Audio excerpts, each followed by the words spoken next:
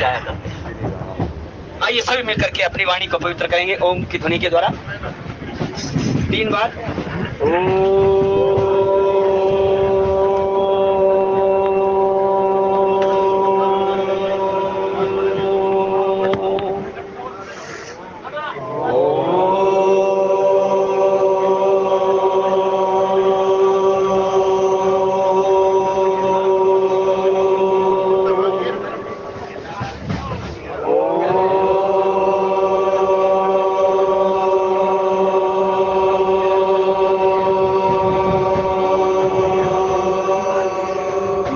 भगवान विष्णु मंगलम गरुड़ध्वज मंगलम पुंडरीकाक्ष मंगलाय तन्नो हरि। ओम वक्रतुंड महाकाय सूर्यकोटि संप्रभ निर्विघ्नं कुरु मे देव सर्वकार्येषु सर्वदा। या देवी सर्वभूतेषु दयारूपेण संस्थिता नमस्तस्यै नमस्तस्यै नमस्तस्यै नमो नमः। ओम सर्वमंगलमांगल्ये शिवे सर्वार्थसाधिके शरण्ये त्र्यंबके गौरी नारायणी नमोस्तुते। ओम कर्पूरे गौरं करुणावतारं संसारसारं भुजगेन्द्रहारं सदा वसन्तं हृदयारविन्दे भवं भवानी सहितं नमामि भवं भवानी सहितं नमामि। जटाटवी कलज्जल प्रवाह पावितस्थले गले विलम्बितां भुजङ्गतुङ्गमालिकां डमड्डमड्डमड्डमन्निनादवड्डमरवयं चकार चण्डताण्डवं तनोतु न शिव शिवं तनोतु न शिव शिवम्। जटाकटाः सम्भ्रमं भ्रमन्मिलिम्प निर्झरि विलोल विचिवल्लरि विराजमान मूर्धनि धगत धगत धगत ज्वललाट पट्ट पावके किशोर चंद्रशेखर रति प्रतिक्षण मम। बोलिए शंकर भगवान की। आइए भगवान शंकर के चरणों के अंदर सब मिलकर के चलेंगे। बोलिए शंकर भगवान की। ऐसी समाधि लगाई रे मेरा भोला न जागे। ऐसी समाधि लगाई रे मेरा भोला न जागे। ऐसी समाधि लगाई रे मेरा भोला न जागे। ऐसी समाधि लगाई रे मेरा भोला न जागे। भोला न जागे मेरा शंकर न जागे। भोला न जागे मेरा शंकर न जागे। ऐसी समाधि लगाई रे मेरा भोला न जागे। ऐसी समाधि लगाई रे मेरा भोला न जागे। गंगा जगावे और जमुना जगावे। गंगा जगावे और यमुना जगावे। गंगा जगावे और यमुना जगावे। गंगा जगावे और यमुना जगावे। और सरयू ने धारा बहाई रे मेरा भोला न जागे। सरयू ने धारा बहाई रे मेरा भोला न जागे।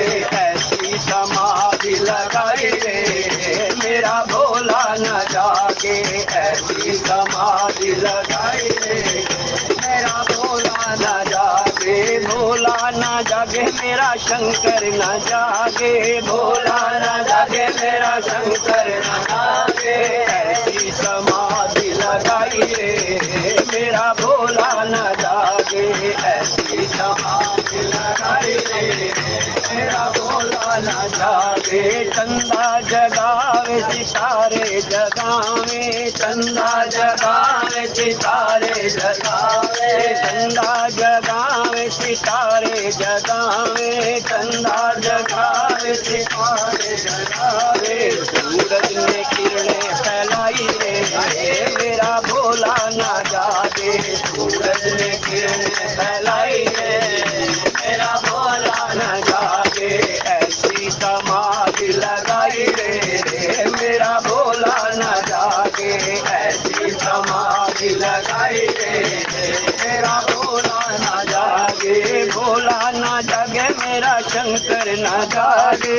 भोला न जागे मेरा शंकर न जागे। ऐसी समाधि लगाई रे मेरा भोला न जागे। ऐसी समाधि लगाई रे मेरा भोला न जागे। ब्रह्मा जगावे और विष्णु जगावे, ब्रह्मा जगावे और विष्णु जगावे, ब्रह्मा जगावे और विष्णु जगावे, ब्रह्मा जगावे और विष्णु जगावे। सखियों ने राम गुण गाई रे, मेरा भोला न जागे, सखियों ने राम गुण गाई रे, मेरा भोला न जागे। नारद ने वीणा बजाई रे, मेरा भोला न जागे, नारद ने वीणा बजाई रे, मेरा भोला न जागे, भोला न जागे मेरा शंकर न जागे, भोला न जागे मेरा शंकर न जागे।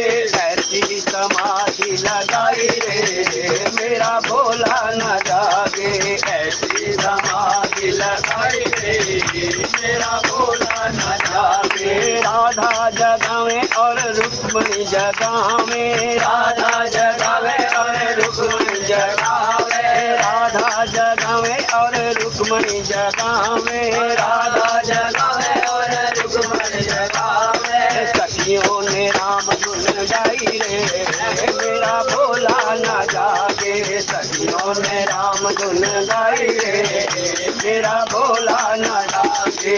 ऐसी समाधि लगाई रे, मेरा भोला न जागे, ऐसी समाधि लगाई रे, मेरा भोला न जागे, भोला न जागे मेरा शंकर न जागे, भोला न जागे मेरा शंकर न जागे।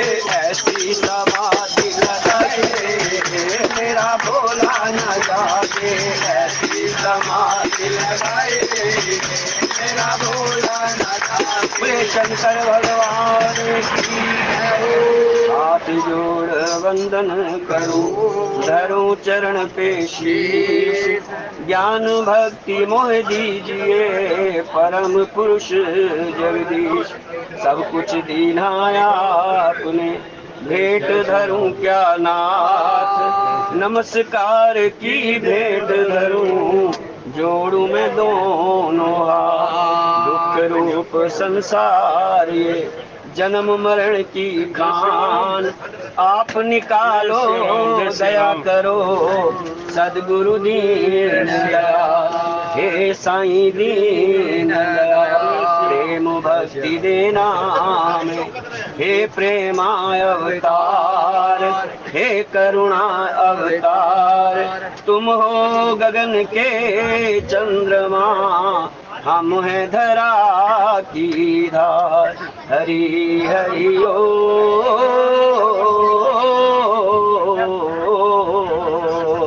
बुलंद कंद भगवान की जय। आइए हमारे मध्य में आदरणीय गौड़ जी आए हुए हैं, मैं उन्हीं से प्रार्थना करूंगा क्योंकि हमारी तो बारी आती रहती है लगातार। तो आइए, बड़े दिनों के पश्चात जो है ना गौड़ जी यहाँ पर पधारे हैं, मैं उन्हीं से प्रार्थना करूंगा कि आज की कथा के भाव दोहा नंबर 330 31 तक का दोहा है और उसकी चौपाइयों का अर्थ है। मैं उन्हीं से प्रार्थना है कि वो इन्हीं पंक्तियों के भाव हम सबके समक्ष रखेंगे और हमारा मार्गदर्शन करेंगे आदरणीय श्री गौड़।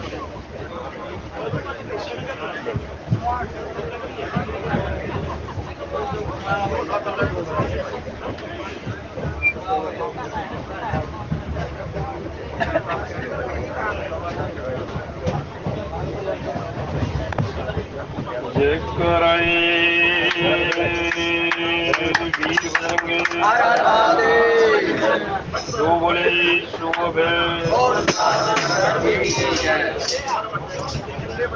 इस जग में जो कुछ है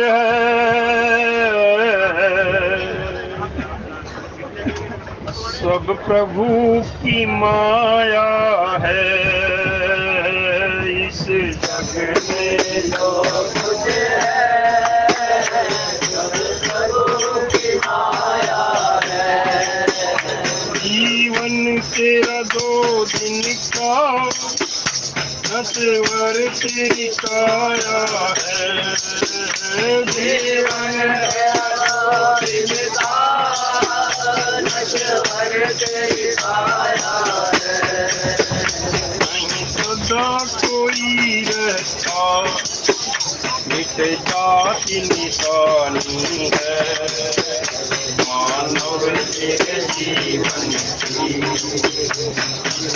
की कहानी है। ये माटी की तेरी काया, ये काया माटी में जानी है, मानव के जीवन की कहानी। राजी हूँ प्रभु जिसमें वो काम सही होगा, राजी हूँ प्रभु जिसमें वो काम सही होगा।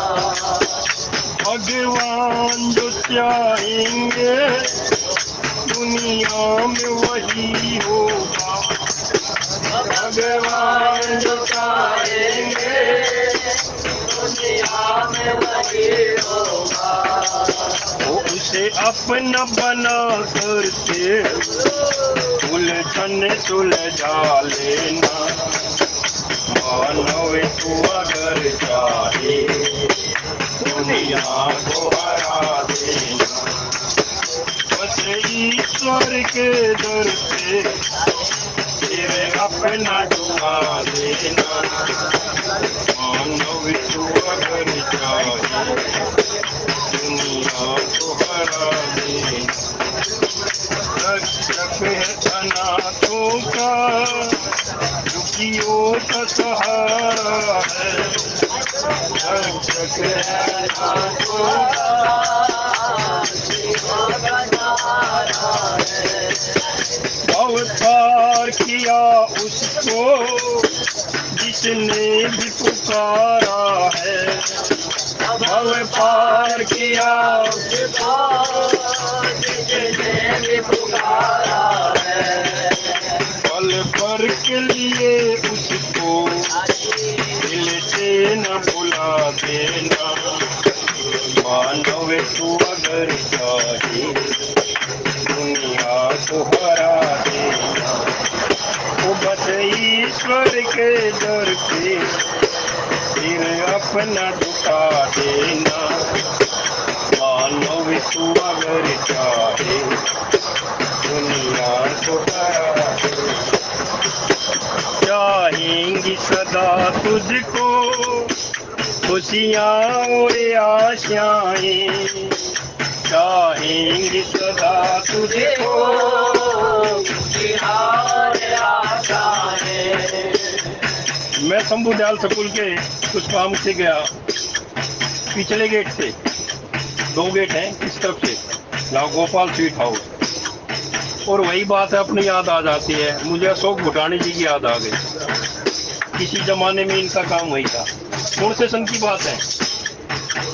2019 वाह, कौन कहता हमने तुमको बुला रखा है, तुम्हारी याद को तो शंभू दयाल के वहां बसा रखा है। चाहेंगे सदा तुझको खुशियाँ और आशाएं, चाहेंगे सदा तुझको खुशियाँ और आशाएं। चूमेंगी कदम तेरे सब और सफलताएं, चूमेंगी कदम तेरे सब और सफलताएं। जीवन को पथिक उसकी राहों पे लगा देना, मानव तू अगर चाहे दुनिया को हरा देना। वो बस ईश्वर के दर पे फिर अपना झुका देना, मानव तू अगर चाहे दुनिया को हरा देना। ये अजर अमर स्वामी तुम हो अंतर्यामी, ये अजर अमर स्वामी तुम हो अंतर्यामी। मैं दीन हीन चंचल अभिमानी अज्ञानी वो मैं दीनहीन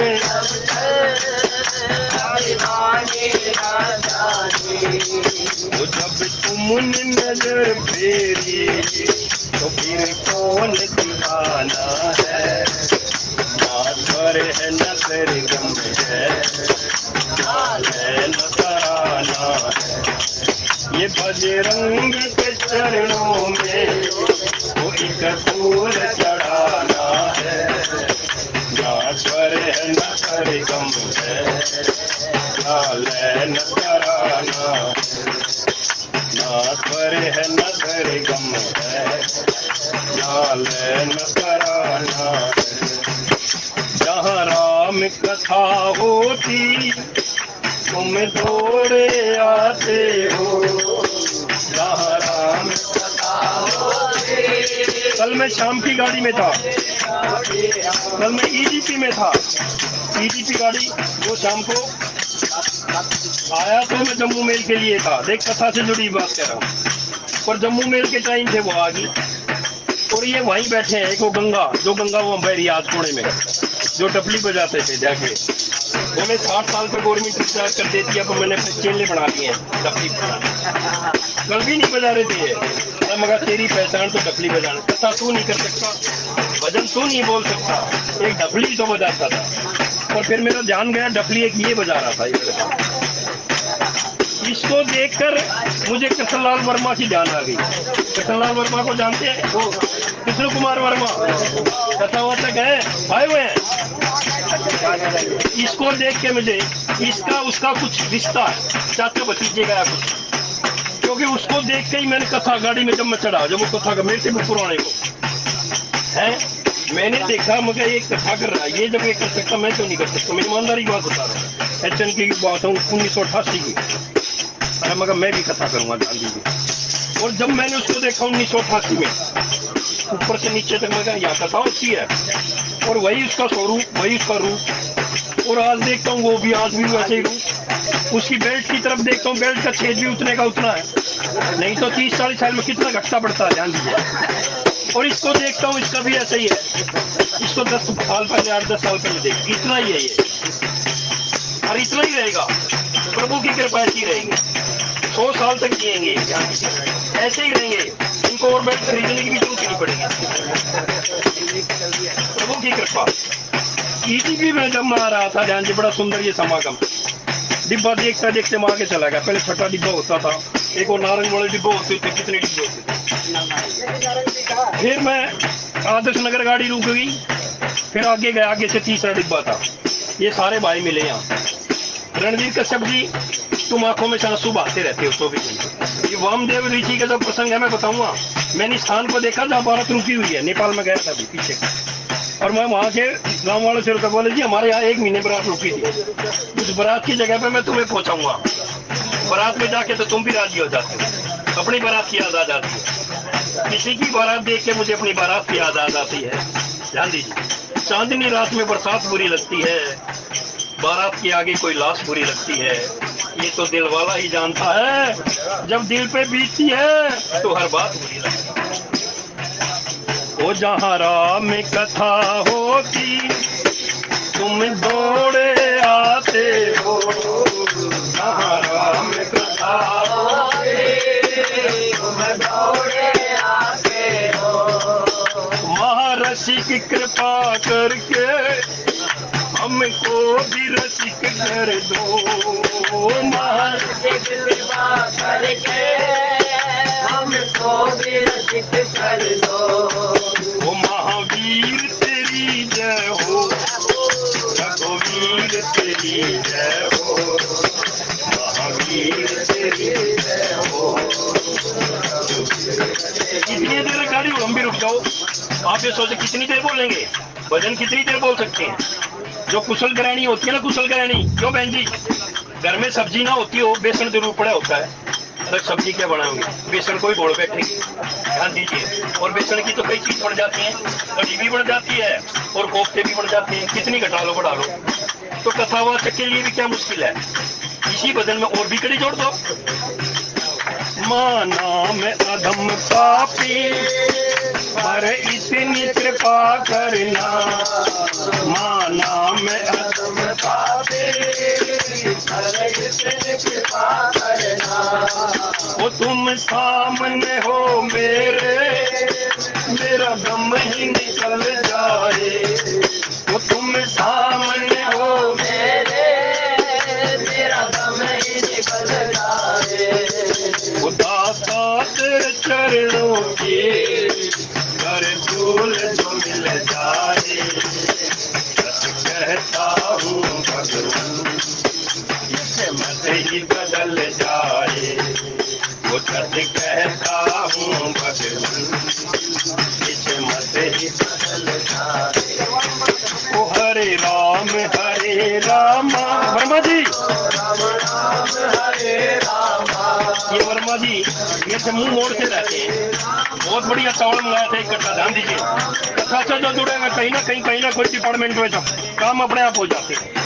बहुत बढ़िया कच्चा चावल का लेकर आए, पर ये भूल गए, इनको पूरे पैसे दिए थे मैंने, फिर मेरे से मुंह क्यों मोड़ रखा। कभी और चावल ना मंगा ले, ध्यान दिए। मेरे से ज्यादा तो ले नहीं सकते, मेरे से थोड़े दूर रहते हैं, कभी दूर है बारह ना मंगा ओ हरे राम हरे हरे राम ओ हरे राम हरे रामा, हरे राम हरे रामा, हरे राम हरे रामा, हरे राम हरे रामा।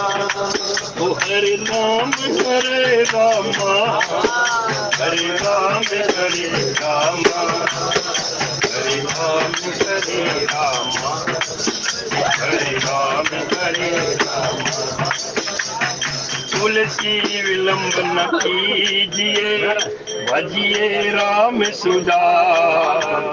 जगत मजूरी देत है, क्यों राखे भगवान दिया वरदान। राम मेरे प्रभु ये वामदेव अरुदेव ऋषि वाल्मीकि जाबा। आए मुनिवर निकर सब, और सकादि जय माल सियावर राम।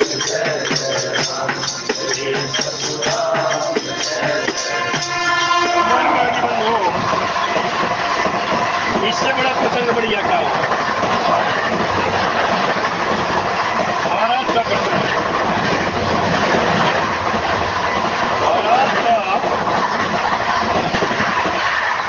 बारात का शाब्दिक अर्थ होता है, यदि संधि छेदते हैं, बरात, जिसमें बरसात आता है उसको बारात कहते हैं। मुख्य आकर्षण भी दूल्हे का ही होता है भाई, पर ये भी देखिए संभव को जो संभव कर दे वही परमात्मा। दूल्हा वहां पहले पहुंचे, एक दूल्हा था, फिर तीन दूल्हे और हो गए। कितना बढ़िया प्रसंग वहां, कितने दिन बारात रही आपने सबने देखा, देख ही रहे हो। और कमाल का आज का भी वहां वातावरण बड़े गर्व से कहते हैं हम किस क्षेत्र के हैं।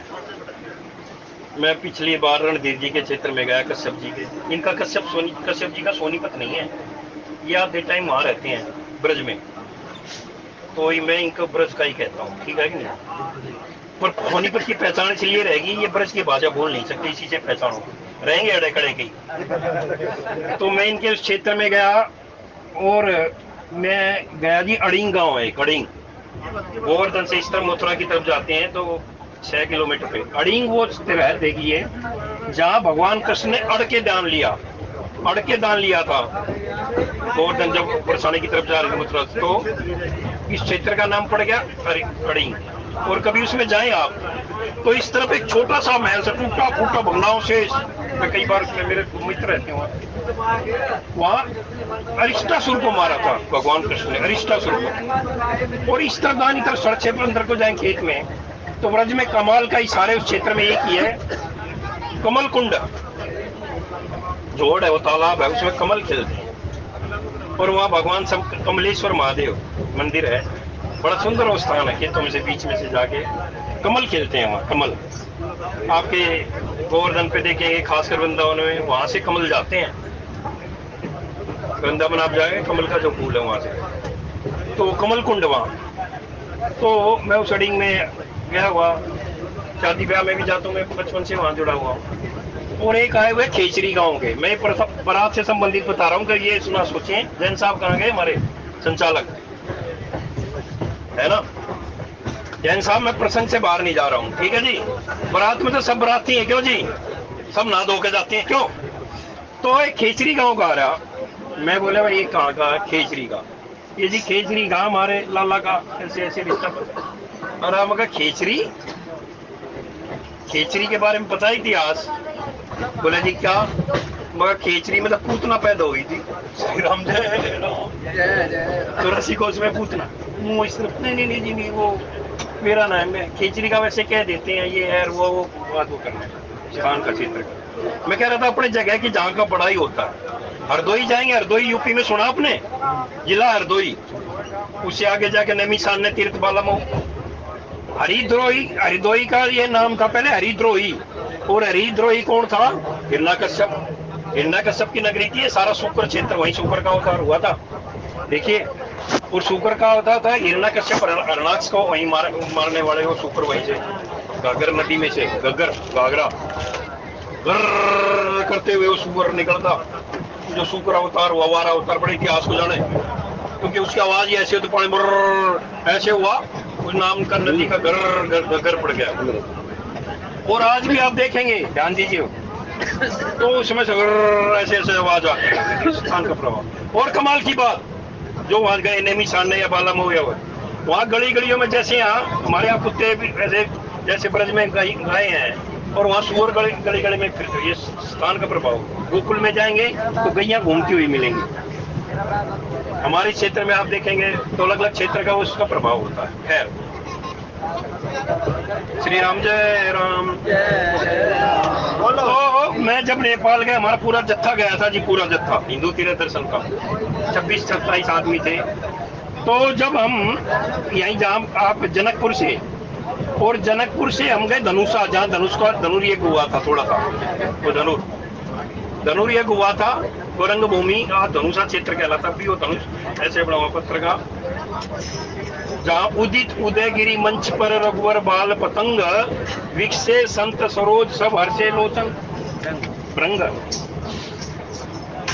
जनक जी कितने दुखी हुए, मैंने यज्ञ भी किया, ये कंडीशन भी रख दी, स्वयंवर नाम था, कंडीशनल स्वयंवर रखा।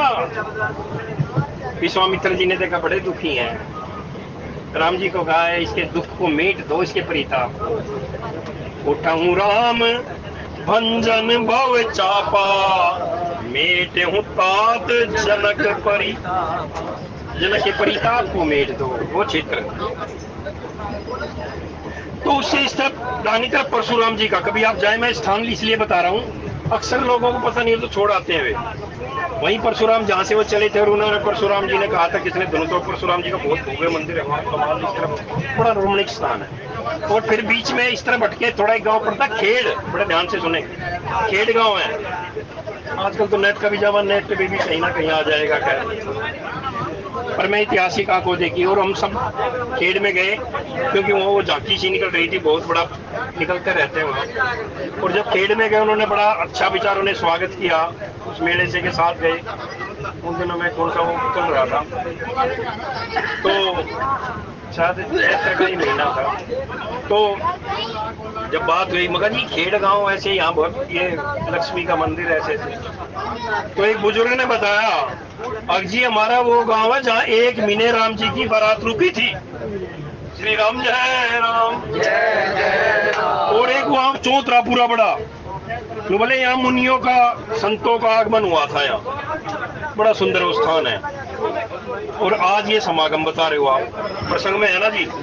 तू कहता कागज की लेकी, अभी ने एक बड़ी सुंदर बात कही, तू कहता कागज की लेकी, मैं कहता आँखिन की देखी, तेरा मेरा मनवा कैसे ही कोई रे तेरा मैं। तो मैं आपको आँखी देखी बात बता रहा हूँ, आँखी देखी। वहाँ वामदेव आदि ऋषि पहुंचे, वामदेव और वो देव ऋषि, देव ऋषि कौन है? नारद जी देव ऋषि हैं। भगवान विष्णु का मन है, मन वो भगवान विष्णु का मन है। कलयुग आएगा, कलयुग आएगा, भगवान विष्णु ने कलयुग आएगा। देव ऋषि सुनो, देवताओं के ऋषि हो, और कलयुग में तो कमाल की बात हो जाएगी। जो भगवान का राम का नाम ले लेगा, राम राम जपेगा, वही पार उतर जाएगा। कोई यज्ञ करने की जरूरत नहीं, कोई ज्यादा तपस्या करने की जरूरत। कलयुग, कलयुग केवल नाम आधारा, उमर सुमर नर उतर, क्योंकि कलयुग योग यज्ञ नहीं जाना, एक आधार राम गुण। बोले अच्छा, कलयुग में ऐसा हो जाएगा?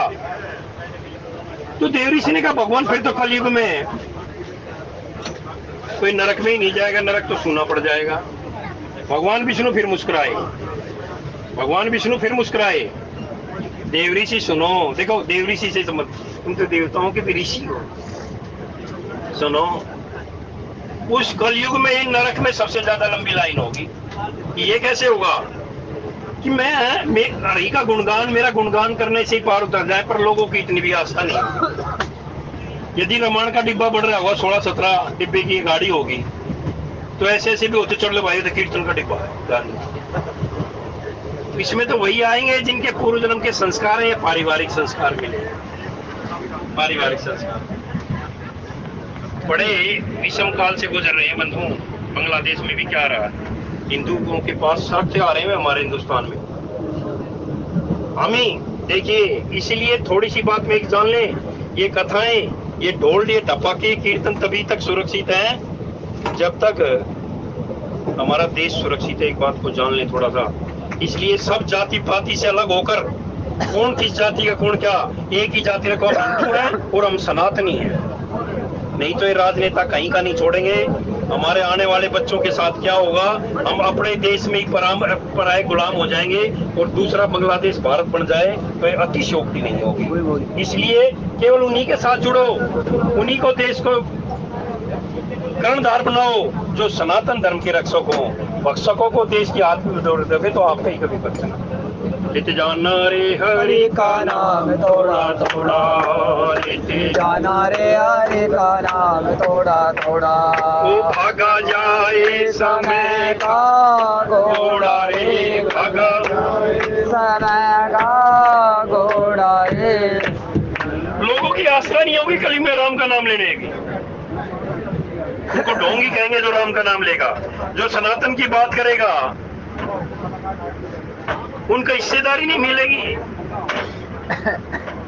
इसीलिए नरक में जाने वालों की लाइन कलयुग में ही सबसे ज्यादा।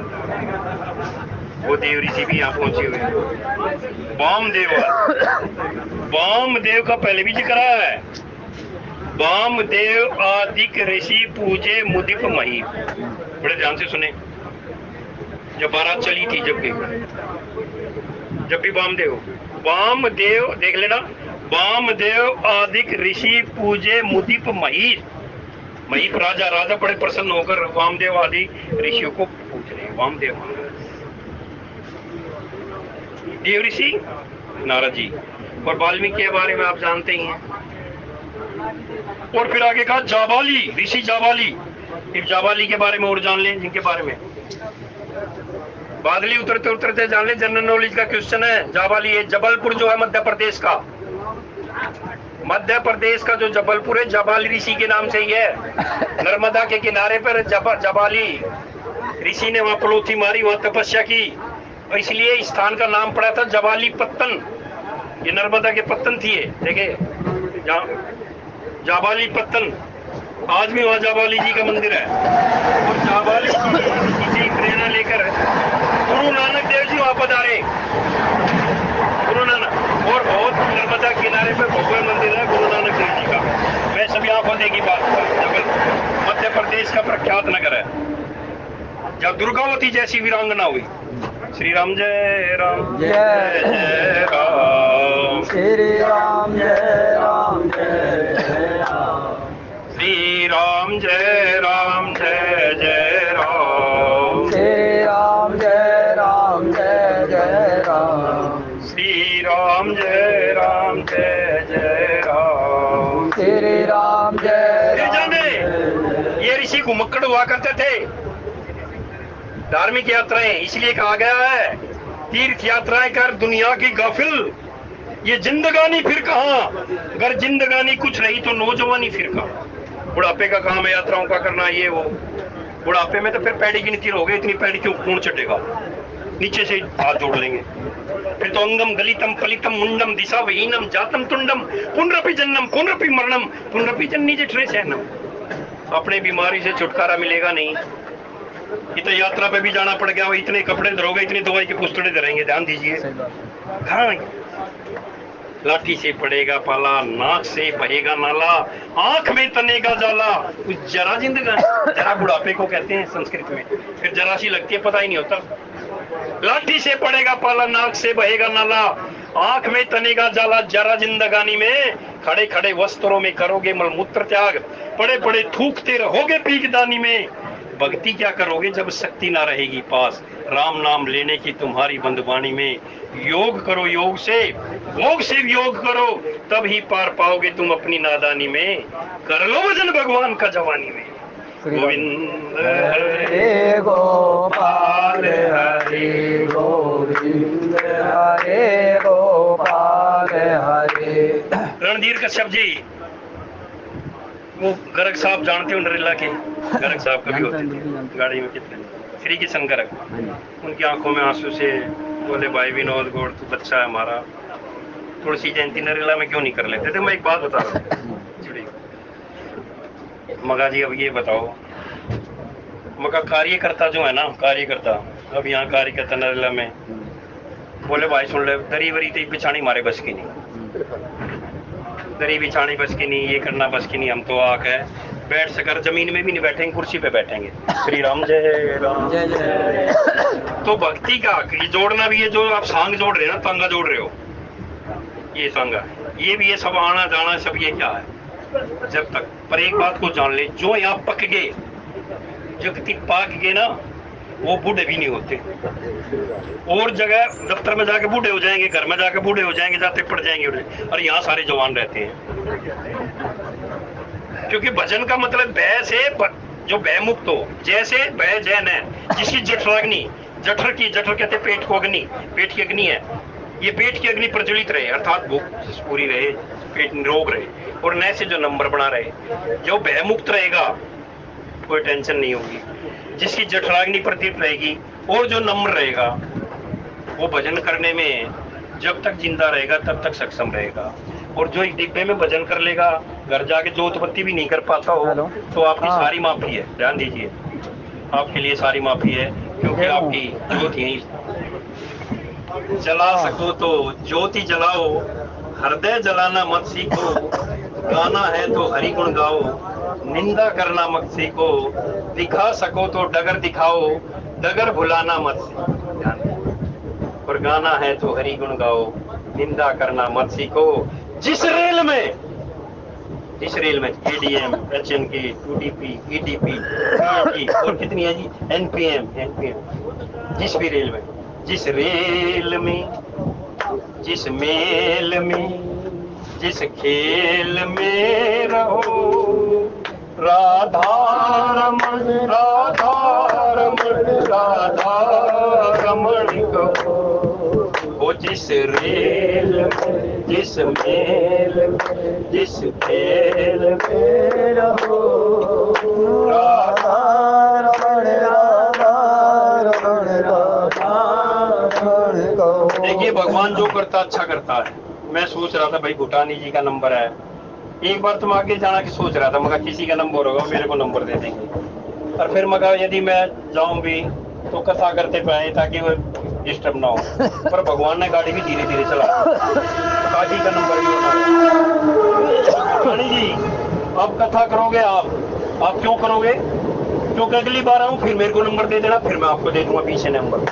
सही है कि नहीं है? ना तो कोई आपका ये उपकार रहेगा कि मेरे ऊपर कर दिया, ठीक है नहीं, मेरे को मन में ही नहीं रहेगा भूटानी जी की कथा नहीं हुई। अगली बार आएंगे फिर भी ऐसे ही कर दूंगा कथा। तो आप ये ना जाने भाई आज इनका नंबर नहीं है, ठीक है राजकुमार जी? ठीक है ना? तो भूटानी जी से बाकी के प्रसंग सुनिए। हम तो वही बात है वही, अब तो चलते फिरते रमते योगी हैं। अब भूटानी जी बाकी की कथा करें।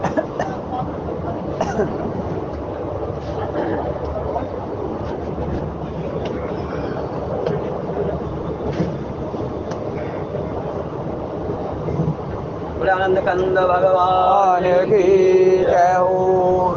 ऋषि गौर जी की कथा के भाव जो हैं इतने सुंदर होते हैं, इतने रोचक होते हैं, क्योंकि उसके अंदर सांस्कृतिक, राष्ट्रवाद, अध्यात्म और ऐतिहासिक तथ्य शामिल होते हैं। वो जहाँ जहाँ पर जाते हैं ना, वहाँ की गाथा भी साथ में सुनाते हैं। केवल इतना नहीं है,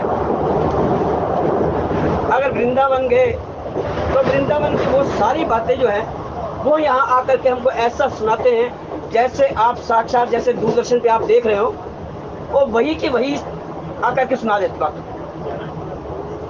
कई बार ओंकारेश्वर, ममलेश्वर, उज्जैन महाकाल और अयोध्या जी, अभी हमारे श्री कृष्ण चंद जावा जी जो है, केसी जावा जी, उनके साथ भी ये गए थे।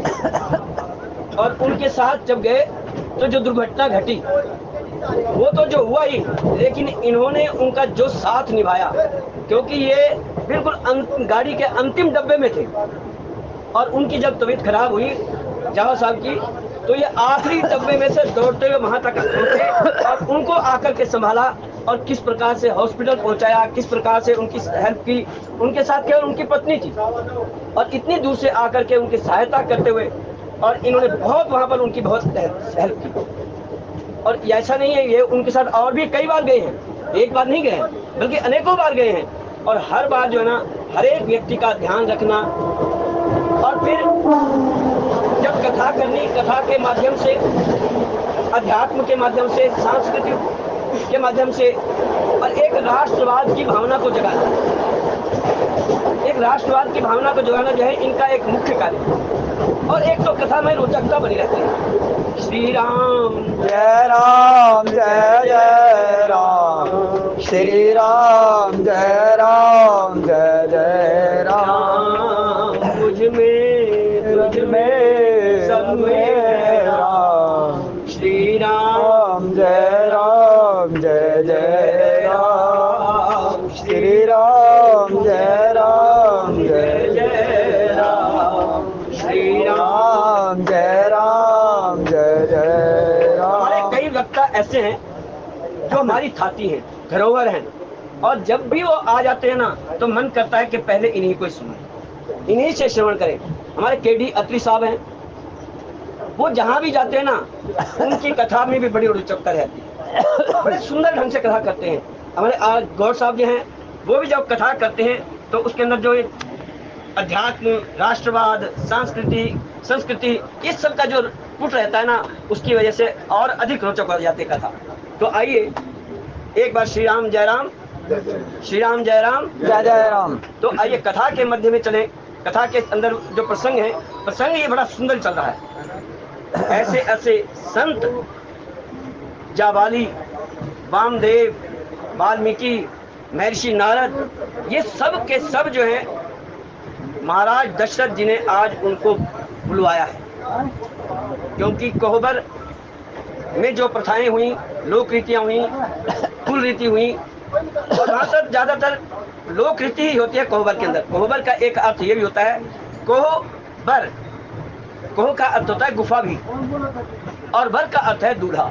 जहाँ दूल्हे का एक अलग ही कमरा हो और वहाँ पर आकर के जिसे बैठाया जाए, जहाँ लोक रीतियों के अनुसार पूजा किया जाए, संपन्न की जाए, जहाँ केवल या तो सखियाँ रहती हैं या सरहज होती हैं, और वो आकर के दूल्हे के साथ बहुत हास्य विनोद करती हैं, हास्य विनोद उनके साथ करती हैं। एक सखी ने कहा भगवान श्री राघवेंद्र सरकार को देकर के, इन्हें हम गाली कैसे दें? अरे ये तो इतने सीधे साधे हैं, इतने सौम्य हैं और इतने अच्छे स्वभाव के हैं, हम इनको गाली कैसे दे सकते हैं? क्योंकि जो ससुराल है ना, और जहाँ पर सालियाँ हों, सरहज हों, और वहाँ पर आकर के जब दूल्हा प्रथम बार आता है तो वो बड़े आनंद लेते हैं, बहुत आनंद लेते हैं। और यहाँ पर जो है ना सारी जितनी भी हैं, वो एक सखी कहती है कि कि ये भगवान है, हमने तो सुना है कि ये भगवान है, परमात्मा है, अरे हमें गाली देते हुए क्या पाप नहीं लगेगा अगर हम इन्हें गाली देंगे तो किसी दूसरी सखी ने कहा अरे होंगे अपने अयोध्या के भगवान होंगे, हमारे क्या, हमारे यहाँ तो दामाद है, जमाता है हमारे, अरे हम गाली भी देंगे तो हमें क्या, हम तो गाली दे सकते हैं। क्या नहीं, हमें इससे पाप लगेगा। अरे राम जी को और ऐसे सौम्य स्वभाव के जो सीधे साधे हैं बिल्कुल, और अरे हाँ एक काम कर सकते, लखन लाल जी को तो आप जो मर्जी कह दो, वो थोड़े चतुर हैं और उनको आप जो मर्जी कह दो, लेकिन राम जी बड़े सीधे साधे हैं और वो ऐसे सीधे साधे हैं कि उनको गाली देते हुए पाप लगेगा। लेकिन दूसरी सखी बोली कि ऐसे कैसे पाप लगेगा, ऐसे पाप कभी नहीं लग सकता, पाप लगेगा भी नहीं, क्योंकि जब हम गाली देंगी तो गाली ऐसे दें, गाली का पाप क्यों नहीं लगेगा, यदि भाव हो मिथिलानियों का, यदि भाव हो मीरा का, यदि भाव हो गोपियों का, यदि भाव हो सूरदास वाला, तो फिर आप गाली भी देंगे तो गाली भी बुरी नहीं, उसका भी पाप नहीं लगेगा। लेकिन एक सखी बोली अरे आप कहते हो कि नम्र हैं, सौम्य हैं और इनके मन में हमेशा सबके प्रति प्रेम प्यार से स्नेह बना रहता है, अरे आप जो कहती हो, लेकिन मुझे तो लगता है जो सांवरा है ना ज़्यादा अभिमानी ज़्यादा है, घमंडी ज़्यादा है। लखन लाल जी बोले मेरे प्रभु के बारे में आप ऐसी बात करते हो, अगर ऐसे कहते हो तो कोई बात नहीं, ठीक है, हमें घमंड है तो है, अभिमान है तो है, इसमें क्या क्या बात है। अरे हमारे जो भैया है ना, उनके पांव के धूल से जन नारी बन गई, एक शिला भी जो है वो भी नारी बन गई। तो दूसरी सखी बोली अरे छुटके भैया आप इतना मत बोलो, ये आपके ससुराल है, हम आपका मुंह बंद कर देंगे। कहने क्यों, क्या ये अभिमान था, अभिमान किस बात का है कि उनकी जो चरणों की धूल है उससे शिला जो है नारी बन गई। तो एक बात बताओ, क्या अयोध्या के अंदर कोई शिला नहीं थी, क्या अयोध्या के अंदर कोई पत्थर नहीं थे, क्या कोई शिलाएं नहीं थी वहां पर, अरे वहीं चरण छुआ देते तो वहीं स्त्री मिल जाती और वहीं राम जी का विवाह कर देते, आने की जरूरत ही क्या थी यहाँ पर, अरे यहाँ आने की क्या आवश्यकता थी। यदि यहाँ आए हो तो भैया अपनी जुबान को बंद करके रखो, अपने यहाँ पर गाल मत बजाओ, ये आपके ससुराल है, राम जी की ससुराल है ये। और लक्ष्मण जी को तो और भी क्रोध आ गया, कहने नहीं, अरे हमारे जो भैया हैं उन्होंने तो जनक के परिताप को मिटाने के लिए, जनक के कष्ट को मिटाने के लिए जो धनुष भंजन किया। कहते हैं अच्छा धनुष भंजन किया था, पूरी आप रामचरितमानस पढ़ लो, कहीं पर ये नहीं लिखा कि राम जी ने धनुष को तोड़ा, कहीं पर नहीं लिखा। और गोस्वामी महाराज तो स्वयं कहते हैं, यद्यपि विश्वामित्र जी ने कहा उठऊं राम भंजऊं भवतापा, मेटहूं ताप जनक परितापा, जनक जी के परिताप को, जनक जी के कष्ट को जो है इनको मिटा दो। लेकिन भगवान राम ने धनुष तोड़ा कहाँ है, सखियां कहती उन्होंने तो तोड़ा ही नहीं। कहते कैसे, कहते लेत चढ़ावा तो खेचत गाड़े, लेत चढ़ावा तो खेचत गाड़े, काहू न लखा देख सब ठाड़े। कहते उन्होंने कब लिया, कब प्रत्यंचा चढ़ाई और कब टूट गया, तो इसका तो पता ही नहीं लगा। जब लोगों को पता ही नहीं है कब टूटा, किसने तोड़ा, ये तो दिखाई ही नहीं दिया, और आप कहते हो कि उन्होंने उनका कष्ट मिटाया। कहने का भाव ये है कि राम और लखन की जोड़ी ऐसी है, लक्ष्मण जी महाराज अपने जो इष्ट हैं, जो भैया हैं, जो राम जी हैं, जो अखिल कोट ब्रह्मांड नायक हैं, उनके चरणों के अंदर इतने अनुरक्त हैं कि उन्हें कोई भी गलती हो जाए तो वो कहते हैं कि वो गलती उनकी नहीं है, वो गलती मेरी हो सकती है। ये भाव है। श्री राम जय जय राम, श्री राम जय जय। और ये जो संत समागम हो रहा है, यहाँ जो संतों को बुलाया गया है, वामदेव को, वाल्मीकि को, क्योंकि जब तक संतों की कृपा ना हो जाए, जब तक संतों के आशीर्वाद ना मिल जाए, तब तक कोई कार्य नहीं हो सकता। हमारे सुभाष देवा जी खड़े हो गए हैं, कह रहे हैं कि बस अब समय की मर्यादा है और समय के अनुसार ही कथा होनी है। तो सुभाष देवा जी से प्रार्थना है कि वो आकर के आरती करवाएंगे। कथा को यूं शाम त्रुटि के लिए क्षमा, ऐसी आप सबसे प्रार्थना। बोले आनंद कंद भगवान की जय हो। श्री राम जय राम जय जय राम श्री राम।